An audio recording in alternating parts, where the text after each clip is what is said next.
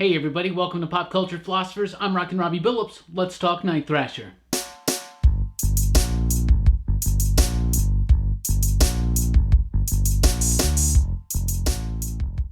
That's right, everybody. Thanks for checking out the video. I'm Rockin' Robbie Billups, aka Let's Talk Night Thrasher. That's right, I run the Let's Talk Night Thrasher Twitter page. It's a celebration of all things Night Thrasher, one of the absolute raddest heroes in the Marvel Universe. You can find it at Let's Thrasher on Twitter. Today, we're going to continue our look at Dwayne's appearances in the Marvel Universe with New Warriors number 6. A little bit light on the Night Thrasher action, but overall still a very fun, exciting, exhilarating issue of the New Warriors. As you can tell by the cover, it has the Inhumans in it, in particular, some Black Bolt. I love the Inhumans. Growing up a Fantastic Four fan, still being a huge Fantastic Four fan, I've always had an affinity and an affection for these characters, so it's always cool to see them spotlighted in a Marvel comic book, especially back then when their appearances wasn't always so often, but it was still always classic and fun, and I love seeing Mark Bagley draw those characters. Real fun stuff in this issue. It continues on the story from issue number 5.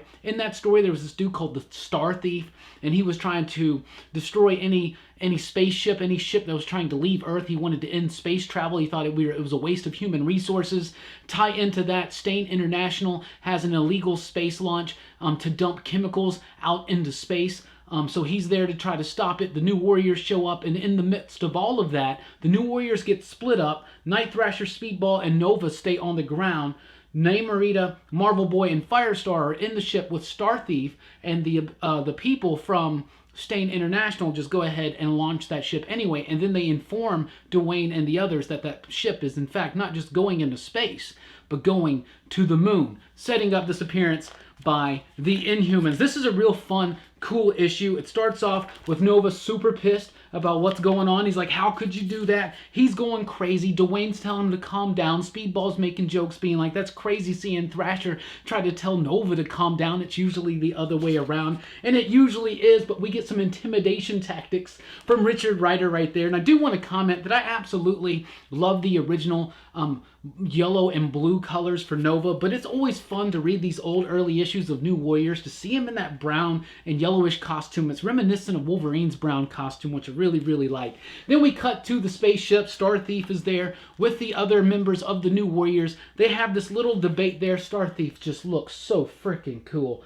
I'm sorry, that armor, that design, really cool. They have this whole idea of like, what are we going to do? Star Thief's going to destroy the ship to destroy the chemicals, because if the chemicals just get released into space, then they're going to still affect the Earth's environment, right? So Firestar and Marvel Boy just straight up they're like, okay, I guess we're going to die. And they have this nice little like romantic moment right there where they embrace and they kind of console each other as they think they're dying. And that's kind of a lead in, because Vance and Angelica are going to be having a romance blossom, and it's actually one of my favorite romances in comic books, especially in the 90s. Namorita's like, we're not going to give up. We're going to take this out. All of a sudden, they just blink away. What happened? Back on Earth, the Mandroids are still there at Stain International with the other members of the New Warriors. They decide to cool down, and they're going to go help put that fire out that's been raging since the last issue. So they do that. They save some civilians. They save some Stain workers and all that kind of stuff. I guess there aren't too many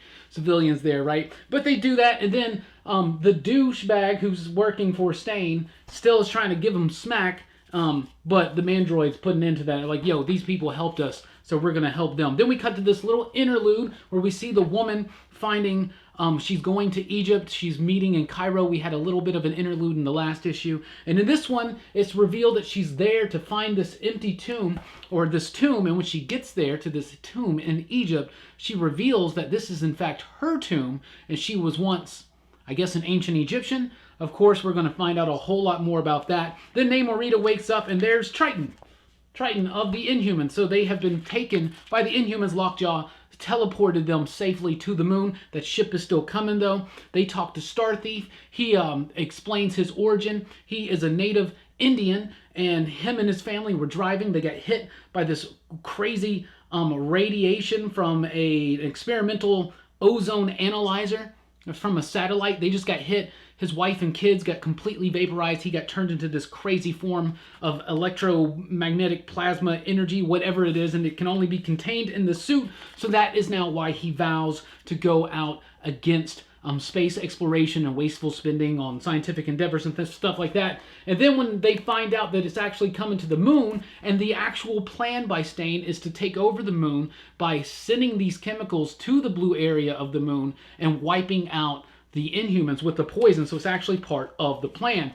So that kind of sends Star Thief into this like frenzy, and he's like, no, we can't contact aliens, it's all this stuff, and it's really crazy. He goes crazy. So there's this big fight between the Inhumans and those New Warriors and Star Thief, and it's a nice big thing, but Black Bolt ultimately kind of just takes him out along with the help from the others, and then they wind up working on this, some nice pages right there, nice dynamic action, really cool stuff.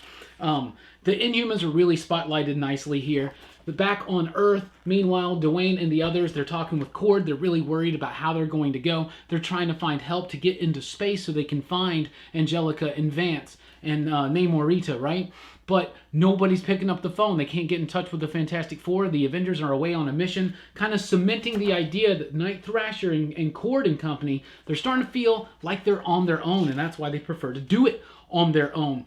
Meanwhile, tracking down Star Thief, they find out where Star Thief has escaped to. He escaped to the Watcher. He's there with the Watcher. The Watcher basically shows him how insignificant humanity, the Earth, our solar system, how insignificant everything is to the entirety of the cosmos. It makes him completely turn around. He's no longer against space travel. He thinks we need to go out into the stars and we need to stop space exploitation. So really cool message here by writer Fabian Nicieza. He likes to throw in these little kind of things in his stories, and it's something I've always liked about him. Whether you agree with it or not, I like someone that actually wants to tell a story about something that's fun and dynamic, but actually speaks on something that's very important to that author. So with the combined energy of Angelica, of Black Bolt, and Star Thief, they were able to disintegrate the ship and the chemicals safely. Problem solved. Black Bolt, I guess, was the key there. And then Star Thief says he wants to stay behind and learn with the Inhumans a little bit more about what it takes to be human. So I really like that. And the Inhuman Condition is the name of the book, which I think is cool. Lockjaw then teleports them back to the Ambrose building, which is where the New Warriors are located, and they safely reunite with Thrasher and Nova and Speedball, and everything is a-okay. Real fun issue, really cool stuff. This page, this cover right here, is an homage to Fantastic Four number 46 by Jack Kirby, which was the first appearance of Black Bolt. I have that one in my collection. Maybe one day on a live stream I'll show it off. But really, really fun, cool stuff. I really like it. This book, especially utilizing the Inhumans and the Watcher, it's what Fabian Nicieza is doing is he's very early on cementing the New Warriors as a part of that Marvel legacy. They're there, they're integrating and interacting with these cosmic forces, with the Inhumans, with the Watcher. All these new villains, all these old villains like Terrax and Juggernaut, they are now firmly established, and it worked so well. This book went for like 75 issues in its initial run or something like that. It lasted, it had an impact, but eventually it died out as just the fads and the trends of the 90s change. But right here at issue 6, it's starting to really hit its stride, making great movements. I love the artwork. Bagley's just one of the best, doing very dynamic, high energy artwork. Real fun stuff. Let's look at a couple of the ads, because there's some real fun ads in here, and then we'll break off real quick. There's a Street Fighter 2010 ad. That's pretty fun. That's pretty cool. Basketball cards. In particular, though, there is a card ad in here I want to show off. Well, first of all, look at that.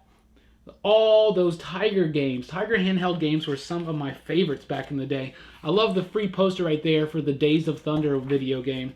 That's really fun. But this right here, the Marvel trading cards, that's like Series 1, isn't it? Yeah, that looks like Series, yeah. That's 1990 Series 1. Real fun stuff. I still have my collection.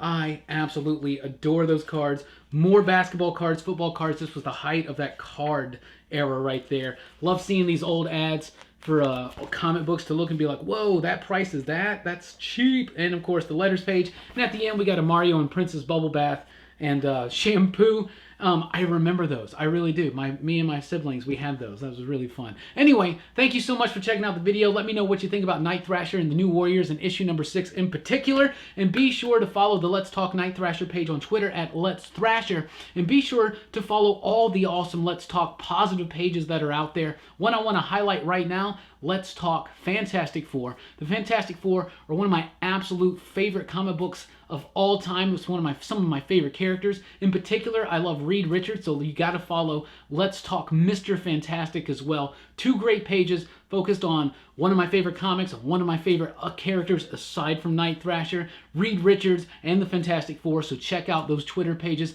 They do great work, very positive and uplifting, and celebrating Reed and the Fantastic Four. So thank you guys so much for checking out the video. Please do like, share, and subscribe, and join us over at popculturephilosophers.com for podcasts and a whole lot more. I've been Rockin' Robbie Billups, aka Let's Talk Night Thrasher. Thanks for rocking with us. Keep on thrashing.